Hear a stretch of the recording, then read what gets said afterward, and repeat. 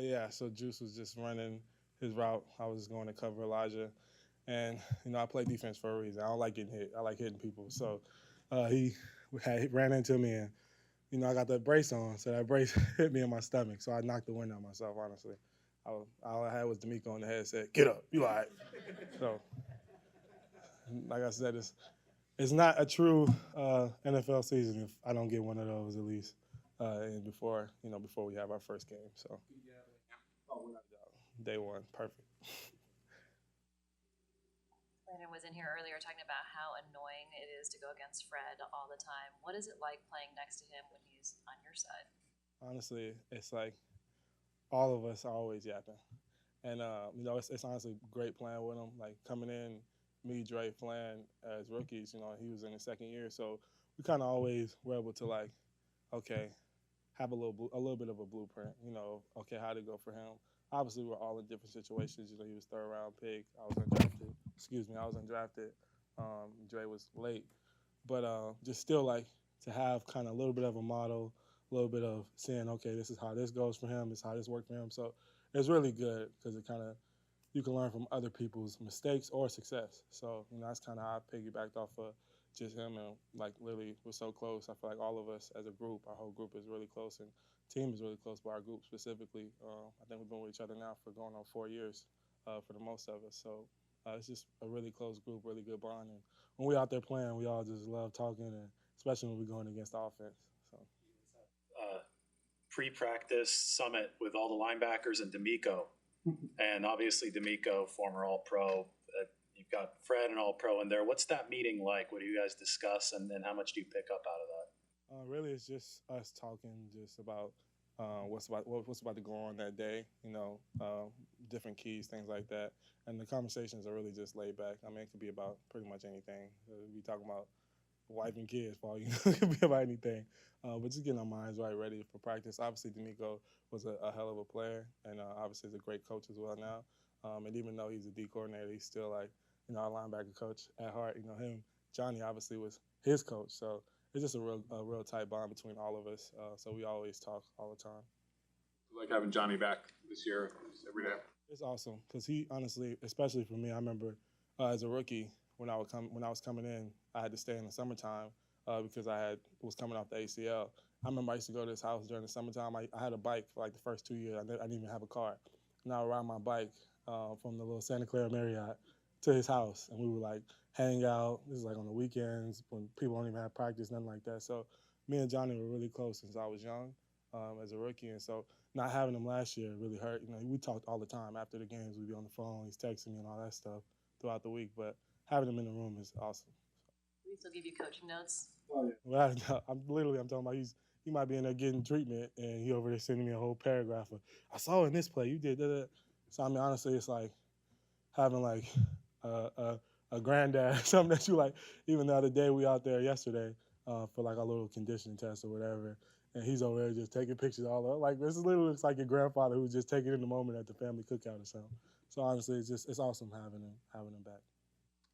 Do you have the radio receiver in your helmet? Because you play some middle, or do all three of you guys kind of wear it during practice? Oh yeah, I have it in. So pretty much anybody that is going to play Mike has it in their helmet. So I know me and Fred, and then a couple other guys, because it's a lot of people, especially during training camp. They just try to make sure you're versatile and can play pretty much all the positions. Help you even when you're not playing middle, just kind of hearing all the chatter that Fred is taking in and some of the other guys. Yeah, it's good because you pretty much is just constant repetition of getting the calls, getting lined up. So, well, obviously when you're out there, even though he's getting the call, as soon as he gets it, you're relaying it. We're all talking and communicating. If Fred just had to talk by himself, it'd be a long day. He'll tell you himself, like, he does a lot for our defense, but it doesn't run unless all of us are communicating together. So it's a group effort for sure, but it's a lot easier when there's two people with the headset in as opposed to the game. Obviously, it's just waiting for him. So when I hear it, I make sure I'm saying it to my side. He's saying it to his side. Everybody else is relaying the message. So it's a lot easier. Can you shed some light into just what you had to go through this offseason in terms of recovery, knees, shoulders, and then why you got to wear the elbow braces? So, yeah. So I know I said shoulder, but I didn't have shoulder surgery. I had elbow surgery. my left elbow, and I had surgery on my left knee. It was minor surgery on my knee, but for the elbow, it was just something that towards the end really bothered me, and it was kind of just coming in and out of place, and I was just playing with it like that for pretty much the whole playoff stretch. But had the procedure, it's a couple month recovery, and really been training the last 3 months, 2, 3 months, feeling really good. But now the elbow braces for me, I just kind of embrace it, like literally, but embrace it, just wearing it. I mean, I don't want to have my career go down to an elbow. That sounds horrible. So I'd rather just be safe than sorry for sure. What's the competition like between you and Dre Greenlaw? And, like, is there a battle between you two as far as who stays on the field when it comes to like nickel and stuff like that? For sure, I can't stand that guy. No, for Dre is literally like my brother. You know what I'm saying? Literally, I remember we came in as rookies. We were roommates, and I couldn't stand him as a roommate. I love him as a brother and a teammate. But honestly, it's literally like I would never want to see him do bad. I would never wish anything bad for him, and vice versa. The competition with all of us, because even like, okay, well, Fred got the money, he's the guy, but all of us every day are all competing from the bottom all the way to the top, and especially you look at, like I said, the guys that came in since I was a rookie, me, Demetrius, Dre, and then now Fred. You know, we all kind of been growing up together for the last couple of years, so we always compete with each other. You know, always critiquing each other and trying to pick up off of each other's games, because there's certain things that one of us does better than the other, and you're not mad at the person for being better in that area. You just try to learn from them and just, pick up off of different things. At the end of the day, I feel like we're the best group. Everybody thinks we are. We got to put it on tape. And when you put it on tape and when you're practicing with the guys that are the best, you're going to get better. So it's not about trying to, oh, man, I got to look over my shoulder. I want to stay on the field. It's going to turn out how it turns out. It is what it is. The one thing you did as a roommate that got under your skin the most? He was just not very clean. I'll say that one. How do you think Trey Lance, what have you seen from him? Just a few practices so far, but what have you seen from him in his procedure, his processing out there? I think just in general, like even thinking for myself as a rookie, it's just night and day from year one to year two, because you got to go through a whole process of just learning how the NFL works. You know, it's completely different no matter what school you went to, how big of a prospect you think you are or you were. It's few and far between that can just come in and just not miss a beat. Nick Bosa's probably the only one that I've seen. But, like, it's really just a whole different deal. So when you go through that first year, all the ups and downs, all the criticism, all the people talking, and then now seeing him this year, you can tell, like, he's ready. He's more poised. I feel like the decisions he's making when you talk about throwing the ball, like, he's always had an arm. But, I mean, it's literally just different, and you can see it. I think when he first came in, you're like, damn, like, this dude's throwing the ball so hard, he's not throwing picks because we can't catch him. And so now it's like just the way that he operates, like, I feel like he's just so much on point, and that's what you expect, over time. And somebody who takes their craft pretty serious. He's somebody that, I mean, I feel like he leads just by the way that he shows everybody what he's going to do, all the stuff that he's going to talk about, all the criticism that he has to take. I think he carries it really well, especially to be such a young guy. So he's making his decisions faster.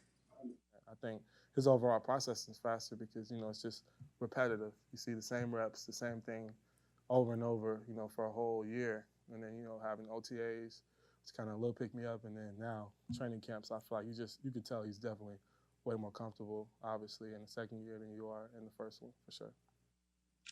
I'm trying to remember the off-season, but I believe you were a restricted free agent. Just wondering whether you got interest from other teams, whether you had any visits or anything like that during that period. Yeah, honestly, I'd much rather not talk about it. I'm just happy to be in San Francisco. Happy that I'm back here, honestly. So that's what my focus is right now. But, yeah, as far as that goes, I'm San Francisco 49er until somebody tells me otherwise. Is there any pressure, or is it fun to think that you guys specifically, the line of linebackers, regarded as the best in the NFL? Is that something that brings you pressure when you think about it, or is it something that you really fun and embrace it because at the end of the day, you're also one of the best defensive teams in the NFL?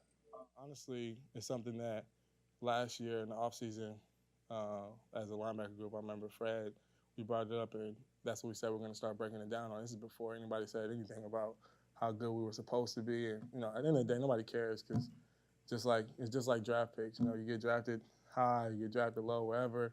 I was obviously undrafted. So if I listened to what everybody told me I was supposed to be, I probably wouldn't be standing up here right now. So a lot of it is just drowning out the praise, just like you drown out the negative. You know, it's kind of like all internal. So like I told you, we're competing with each other to make ourselves better. But yeah, of course, you like having the recognition that you feel like matches who you are. But you understand that now when people are giving you that, it comes a lot more targets, which, you know, we embrace. Like I said, at the end of the day, we go out there and play the game. I don't care what recognition or who you are. When you strap it up, you got to put it on tape. So that's what we try to do, and we take pride in that. What are your expectations of the defense this season? You have Nick Bosa coming back, hopefully at full strength, you know, after his injury. You have your depth at linebacker, and then you added Ward in the secondary. So what are your expectations?